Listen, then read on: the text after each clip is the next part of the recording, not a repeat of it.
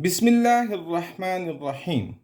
Dear students, our this lecture is about question number 10 to 13, exercise 7.2, chapter number 7 of ninth class mathematics book. In questions को करने से पहले आपको lecture number 47 जिसमें हमने सीखा how to transform or conversion of linear equation to standard form, हमने उसमें लीनियर इक्वेशंस को स्टैंडर्ड फॉर्म में कन्वर्ट करने का तरीका बहुत डिटेल से सीखा। अगर आपने वो लेक्चर अटेंड नहीं किया तो ये सवाल आपको मुश्किल लगेंगे, and if you have learn that lecture, उसकी आप प्रैक्टिस कर चुके हैं, तो ये सवाल आपको बहुत ही आसान लगेंगे। Let's start the topic. Question number 10 a part है, कन्वर्ट द इक्वेशन। देखिए, it is a linear equation with two variables x and y. इसको हमने कन्वर्ट करना है या ट्रांसफॉर्म करना है in three forms. Number 1 slope intercept form, 2 intercept form and normal form. हम ट्रांसफॉर्म कर चुके हैं किसी भी लीनियर इक्वेशन को इन 6 स्टैंडर्ड फॉर्म्स। एग्जामिनर आपको किसी लीनियर इक्वेशन को मुमकिन है कि तमाम 6 फॉर्म्स में कन्वर्ट करने के लिए ना कहे, जैसे कि इस सवाल में ओनली 3 फॉर्म्स में कन्वर्ट करने के लिए कहा गया है, या इससे भी कम फॉर्म में वो कन्वर्ट करने के लिए सवाल दे सकते हैं। ओके, तो देखते हैं इस लीनियर इक्वेशन को इन 3 फॉर्म्स में हम कैसे कन्वर्ट करेंगे। So number 1 slope intercept form.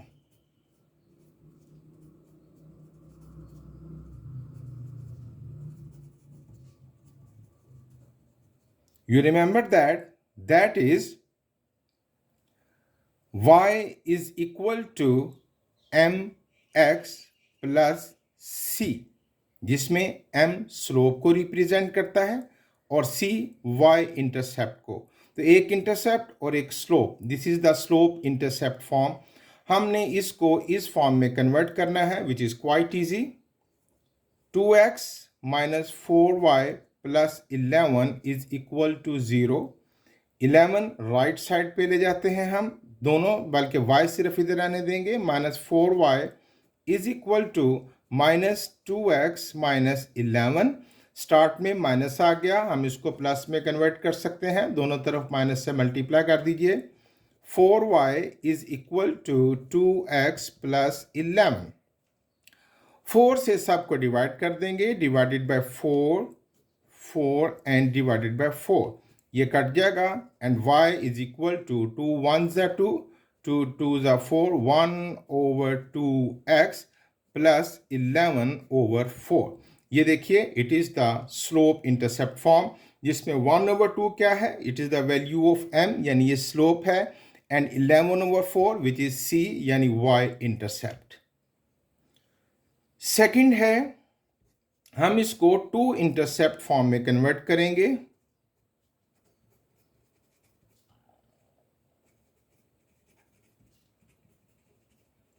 You remember that which is x over a plus y over b is equal to 1। मैं अपने प्रीवियस लेक्चर्स में भी आपको कह चुका हूं कि ये स्टैंडर्ड फॉर्म्स आपको मेमोराइज करनी है, याद रखनी है, तभी आप सवाल कर सकेंगे। सो इक्वेशन है हमारे पास जो linear equation, that is 2x minus 4y plus 11 is equal to 0।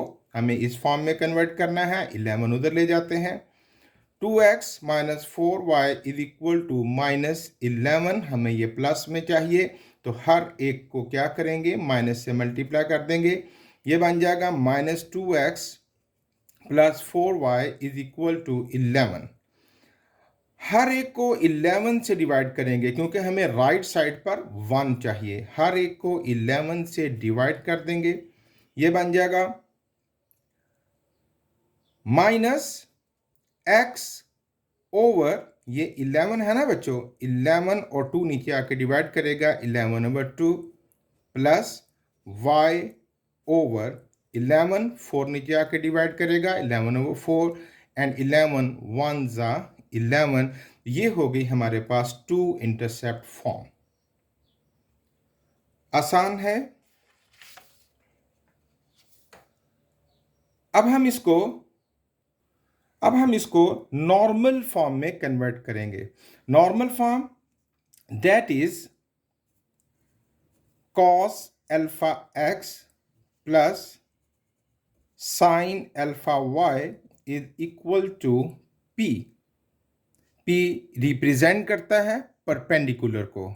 Okay, अच्छा, हमने सीखा था कि किसी लीनियर इक्वेशन को नॉर्मल फॉर्म में कन्वर्ट करने का जो बेहतरीन तरीका है that is ax plus B Y.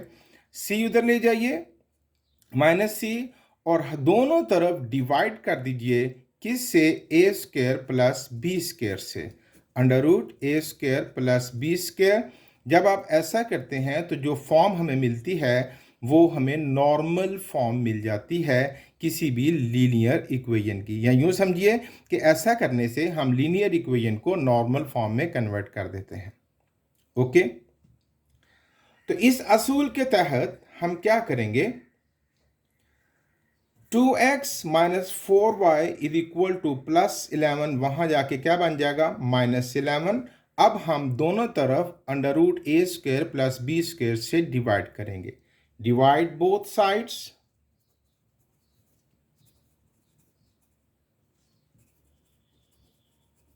Bye किससे, under root a square plus b square, plus minus values put करते हैं। a is coefficient of x means 2 square plus b square, b is coefficient of y that is -4 square। it becomes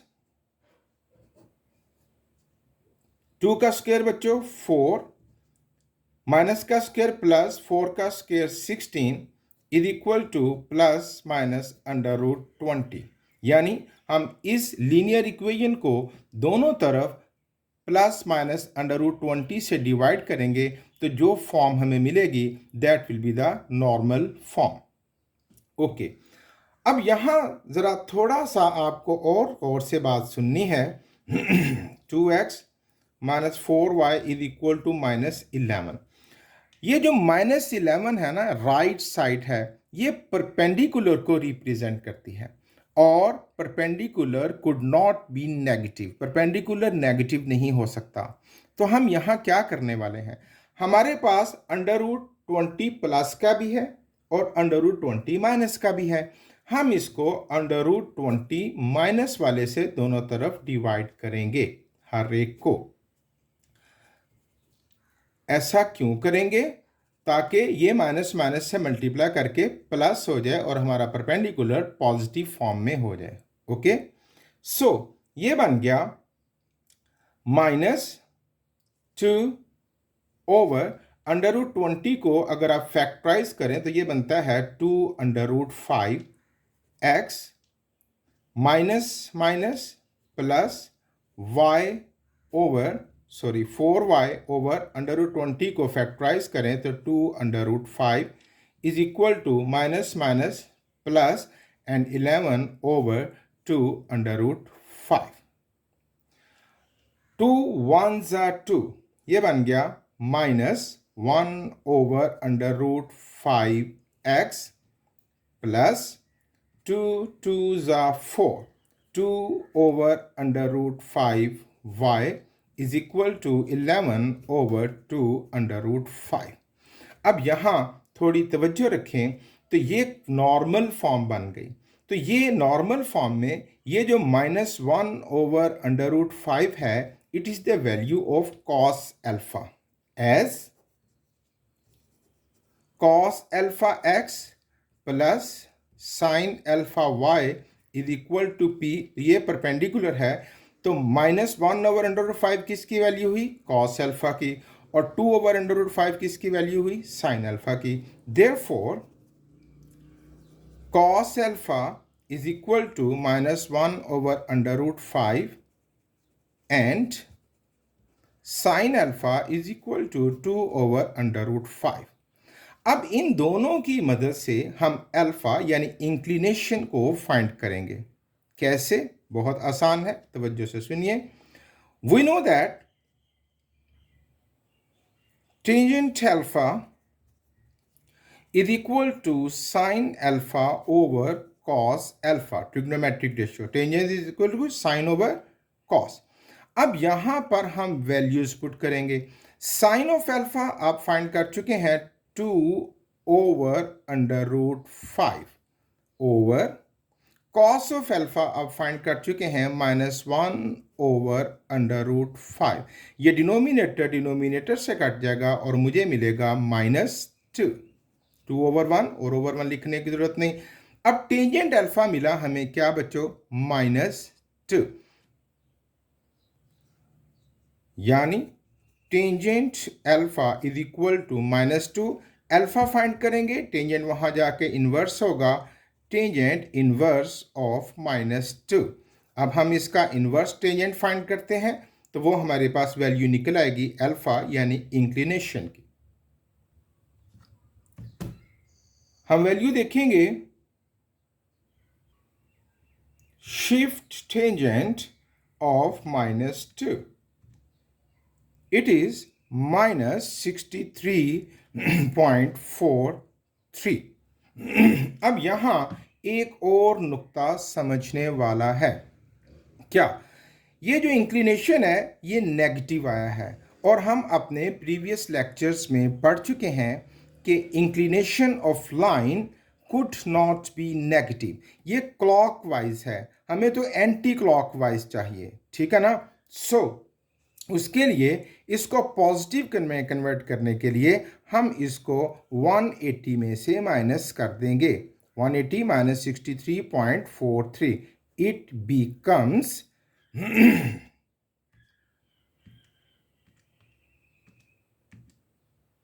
116.56 116.56 degree. ये positive inclination, ये negative था, ये हमने positive find कर लिया।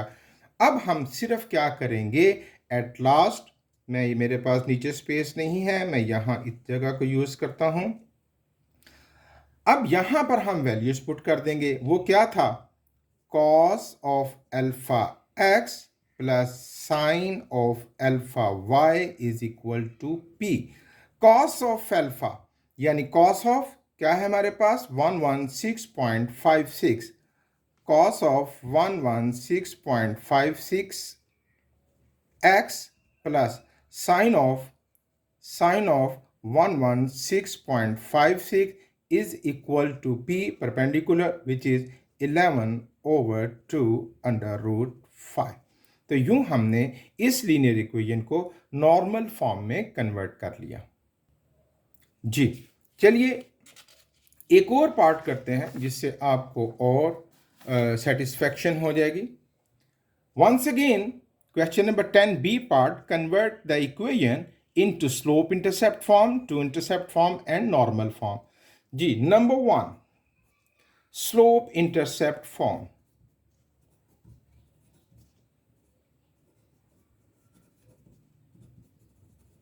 that is y is equal to mx plus c। so 4x plus 7y minus 2 is equal to 0। 7y is equal to minus 4x plus 2। हर एक को हम 7 से डिवाइड कर देंगे। It becomes y is equal to minus 4/7x plus 2/7। ये slope intercept form में convert कर लिया। अब हम इसको कन्वर्ट करेंगे to intercept form.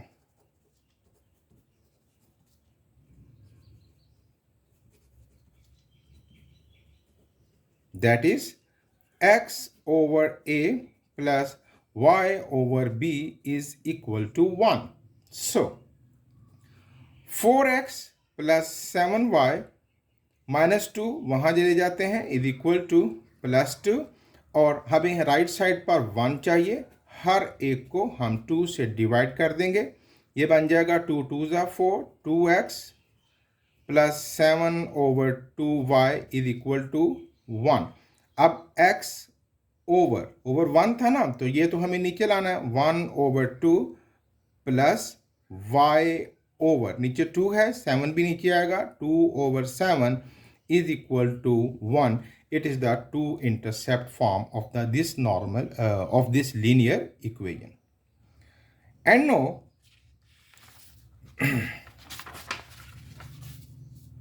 the third one is normal form.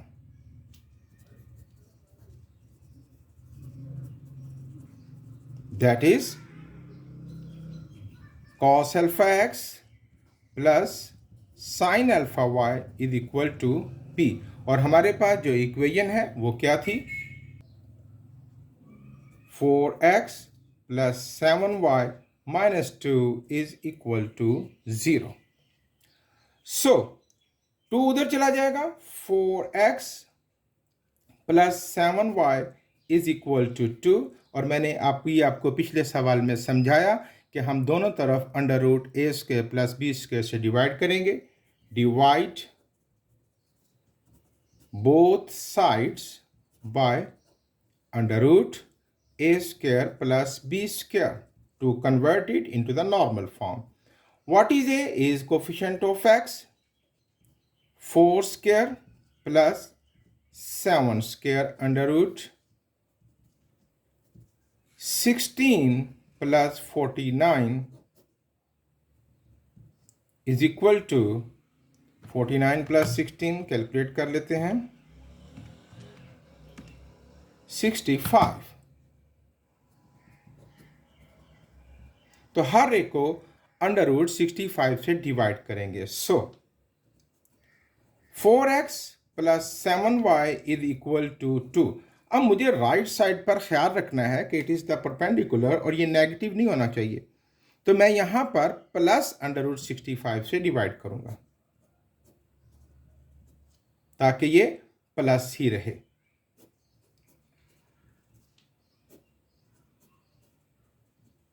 Okay, अब ये क्या बना हमारे पास? 4/√ 65x plus 7/√ 65y is equal to 2/√ 65। Therefore ये किसकी वैल्यू है? कॉस ऑफ एल्फा की।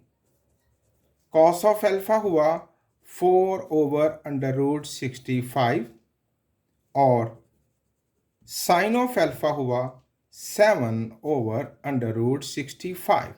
And no we know that, अब यहां हम एल्फा यानी इंक्लिनेशन की वैल्यू फाइंड करेंगे। Tangent alpha is equal to sine over cos. Put the values. Sine की वैल्यू है 7/√ 65 ओवर कॉस की वैल्यू है 4/√ 65। ये कट जाएगा और हमारे पास आएगा 7/4।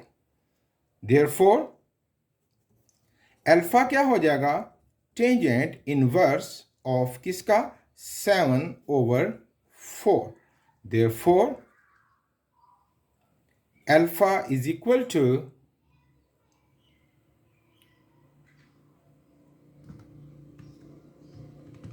shift tangent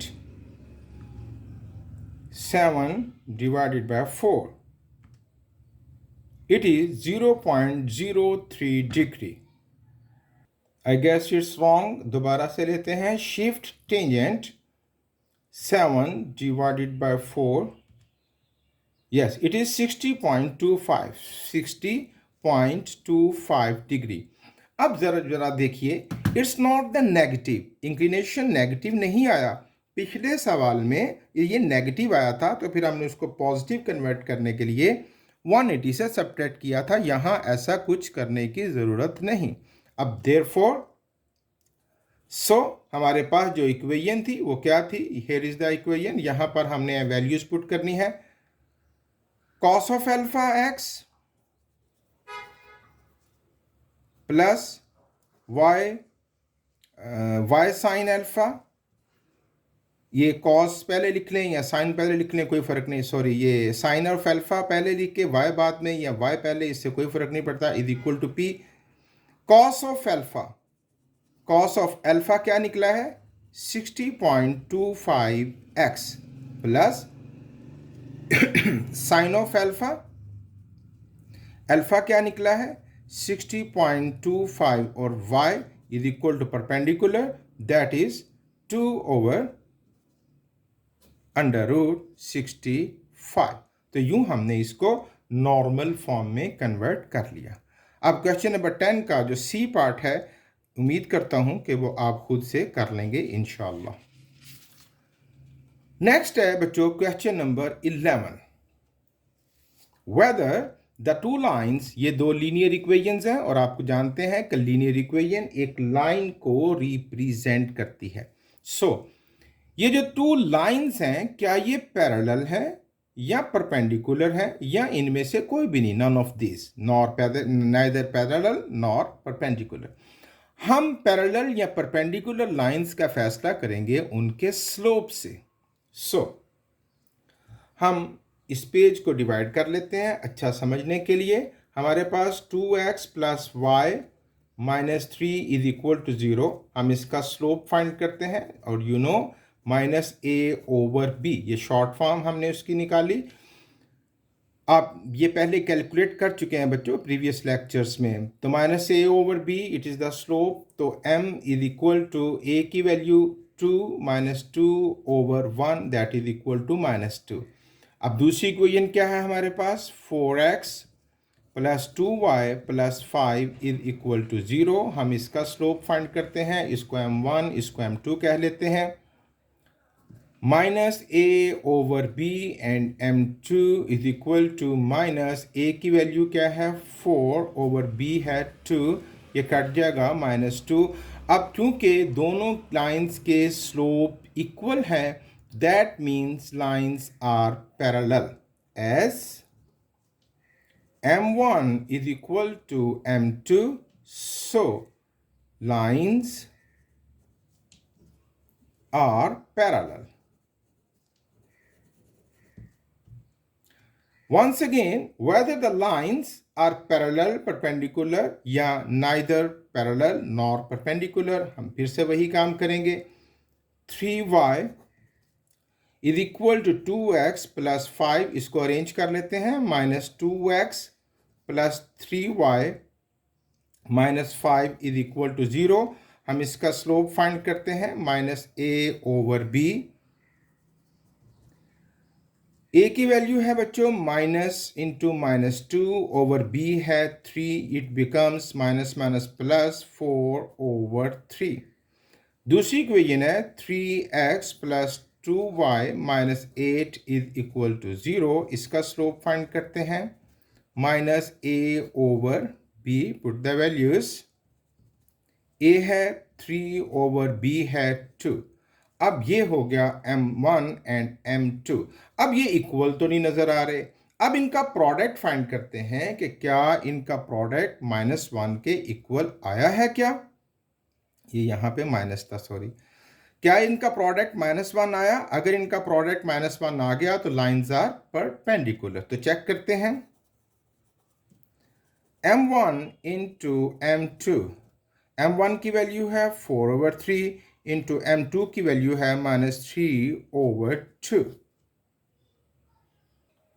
इन दोनों का प्रोडक्ट फाइंड करते हैं। ये तो 1 नहीं आ रहा हमारे पास, कैलकुलेशन में कहीं गड़बड़ गड़बड़ गड़बड़, यस ये देखिए यहाँ पर हमने माइनस माइनस प्लस एंड 2 आना था बच्चों, 4 नहीं आना था, इट इज़ 2 ओवर 3, ये वैल्यू है हमारे पास 2 ओवर 3। अब 2 कट गया, 3 1 ज़ा 3, इट बिकम्स -1। अब चूंकि इनका प्रोडक्ट -1 आया है तो हम क्या कहेंगे, सो लाइन्स आर परपेंडिकुलर।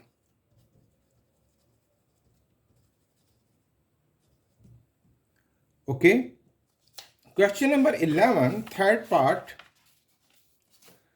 फिर से वही चेक है कि लाइंस पैरेलल हैं कि परपेंडिकुलर या कि नाइदर पैरेलल नॉर परपेंडिकुलर। हमारे पास चेक यही है, 4y plus 2x minus 1 is equal to 0। हम इसको अरेंज कर लेते हैं। 2x plus 4y minus 1 is equal to 0। अब हम इसका स्लोप फाइंड करते हैं, that is minus a over b। m1 कह देते हैं, a की वैल्यू है 2 ओवर b है हमारे पास 4। 2 1s are 2, 2 2s are 4 minus 1 over 2। अब दूसरी का स्लोप फाइंड करते हैं, x minus 2y minus 7 is equal to 0 and m2 slope है minus a over b। Minus a की वैल्यू है 1 ओवर b की वैल्यू है माइनस 2, माइनस माइनस प्लस 2। अब देखिए ये जो दोनों स्लोप आए हैं, ये it's not two, it's 1 over 2। थोड़ी तवज्जो बेटे ज़रा please, thank you very much. It's not two 1 over 2। ये जो दोनों स्लोप आए हैं ना तो ये इक्वल हैं और ना ही इनका प्रोडक्ट -1 नज़र आ रहा है। So lines are neither parallel nor perpendicular. ये था बच्चों question number 11 and no question number 12। Find an equation of the line through this point. उस लाइन की इक्वेशन फाइंड कीजिए जो इस लाइन से गुजर रही है, and parallel to the line this, और इसके पैरेलल हो। अब हमारे पास जिस लाइन की इक्वेशन फाइंड करनी है उसका सिर्फ एक पॉइंट गिवन है, तो हम कोई भी फॉर्म नहीं लगा सकते जब तक कि इसके साथ कोई और चीज़ ना हो। जैसे कि या तो हमारे पास स्लोप हो तो फिर हम पॉइंट स्लोप फार्मूला लगा लेंगे, या हमारे पास इंटरसेप्ट हो y इंटरसेप्ट तो फिर हम y इंटरसेप्ट, यानी एक और फॉर्म साथ हमें चाहिए। तो हमारे पास सिर्फ एक पॉइंट है, तो हम क्या करेंगे, इस लाइन से हम स्लोप फाइंड करेंगे और उस स्लोप की मदद से इस रिक्वायर्ड लाइन का स्लोप फाइंड करेंगे। सो स्लोप ऑफ गिवन लाइन, ये है ना हमारे पास गिवन लाइन, वो क्या है, 2x minus 7y plus 4 is equal to 0, और इसका जो स्लोप होगा उसको m1 कह लेते हैं minus a over b। m1 is equal to minus a की वैल्यू है बच्चों 2 ओवर b है माइनस 7, इट बिकम्स 2 ओवर 7। ये स्लोप है गिवन लाइन का, और जो रिक्वायर्ड लाइन है जिसका स्लोप हमें चाहिए वो लाइन इस गिवन लाइन के पैरेलल है। सो स्लोप ऑफ रिक्वायर्ड लाइन वो क्या होगा, उसको हम m से रिप्रेजेंट कर देते हैं। वो होगा m is equal to m1 यानी 2 ओवर 7। उसका स्लोप भी यही होगा क्योंकि लाइंस जब पैरेलल हों तो उनके स्लोप आपस में इक्वल होते हैं। अब ये स्लोप हो गया, और हमारे पास जो एक पॉइंट है वो क्या है हमारे पास, वो है -4, 7। अब हम पॉइंट स्लोप फॉर्म की मदद से इक्वेशन फाइंड कर लेंगे रिक्वायर्ड लाइन की। Equation of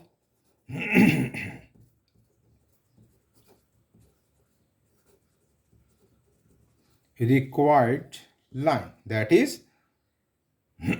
y minus y1 is equal to m into x minus x1। m slope है जो हम फाइंड कर चुके हैं, इसमें से एक को x1 और y1 कह लेते हैं। सो y minus y1 is 7, slope m which is 2 over 7 is equal to x minus x1 means -4।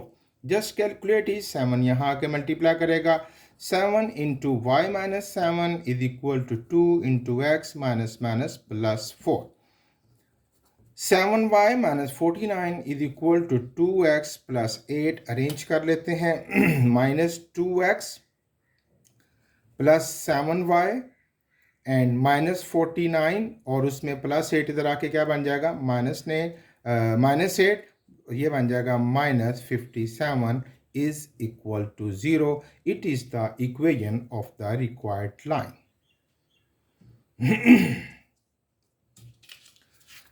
Last question of the exercise, question number 13, which is same as question number 12.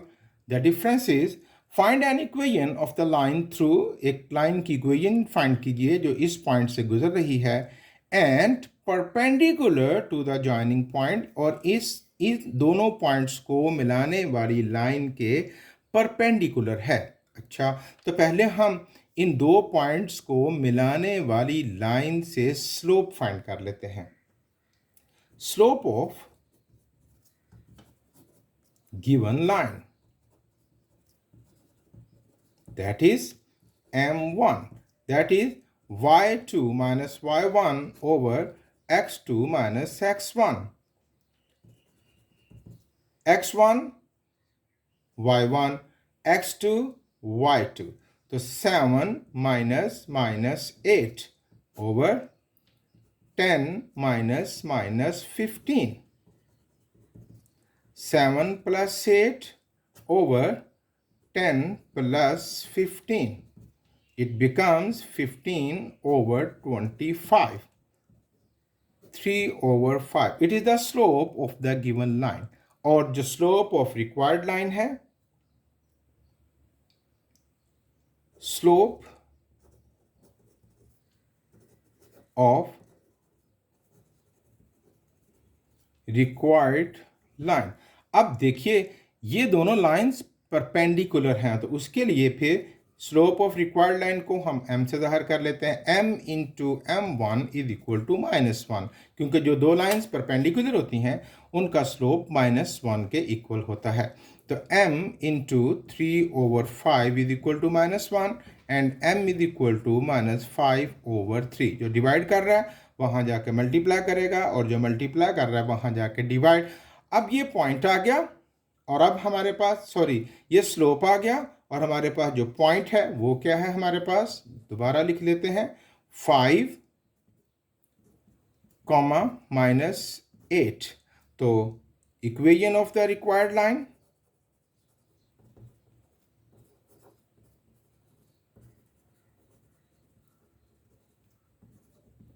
that is y minus y1 is equal to m into x minus x1, y minus y1 minus 8, slope m that is -5 over 3 into x minus x1 that is 5, y plus 8, 3 यहाँ आके multiply करेगा is equal to -5 into x minus 5। अब आप इनको multiply करके arrange कर सकते हैं, विच इज़ क्वाइट ईजी। ये था बच्चों question number 10 to 13 of exercise 7.2। खूब अच्छे तरीके से मेहनत कीजिए। Thank you very much. अल्लाह हाफिज़।